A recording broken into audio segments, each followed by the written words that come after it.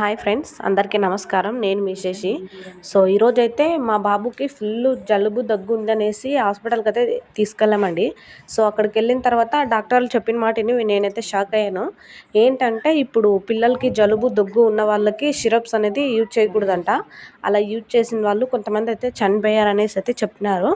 So అందుకే మీరు పాత పద్ధతిలో ఏదైనా ఇంట్లోనే చేసి పెట్టండి, తగ్గుతుంది, ఒక 3-4 డేస్లో తగ్గుతుంది, ఏం కాదు, సిరప్స్ మాత్రం యూజ్ చేయొద్దు అనేసి అయితే చెప్పారండి.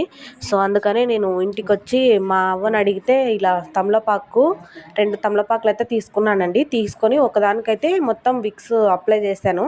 రెండవట్లకి చిన్న పాపోడు కాబట్టి 1 ఇయర్ కాబట్టి అందుకని నేను విక్స్ బేబీ రబ్ అయితే తీసుకున్నానండి. తీసుకొని 2 తమలపాకులకైతే అప్లై చేశాను. ఒకటి తలపైన పెట్టడానికి, ఒకటి ఇక్కడ మనకు కడుపు దగ్గర పెట్టడానికి అనేసి. ఇంకా మామూలుగా ఒకదానికైతే కడుపు దగ్గర పెట్టేదానికి పసుపు అయితే అంటించానండి.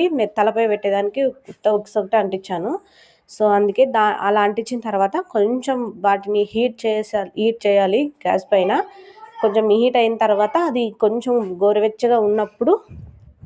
గోరువెచ్చగా ఉన్నప్పుడైతే పిల్లలకి మనం తలపైన పెట్టాలి. సో మా బాబు ఉన్నించుకోవడం అనేసి నేను అదైతే వేస్తున్నాను, కుళ్ళ అయితే వేస్తున్నానండి. వేసి దాంట్లో అయితే పెడుతున్నాను, అలా అయితే ఉంటుంది అనేసి.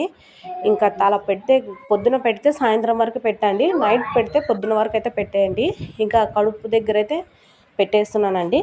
ఇది కూడా సేమ్ అంతే, పొద్దున పెడితే సాయంత్రం వరకు, సాయంత్రం పెడితే పొద్దున వరకు అయితే పెట్టేయండి. అప్పుడే తెలుస్తుంది రిజల్ట్. Please like